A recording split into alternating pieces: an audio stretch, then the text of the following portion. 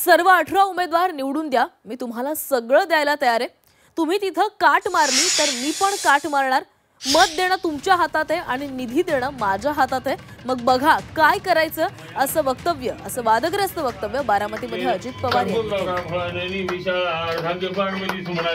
केलं। बाकीच्या सगळ्या गोष्टी तुम्ही डोक्यातनं काढा।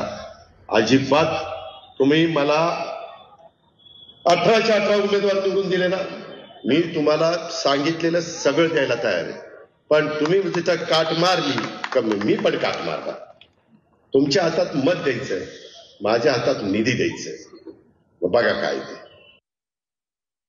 हा माझा मतदारसंघ असल्यामुळं साहजिकच मगाशी राहुल का कोणतरी बोललं, त्याच्यामध्ये अर्थ मंत्रालय माझ्याकडे महायुतीनं दिलेलं आहे।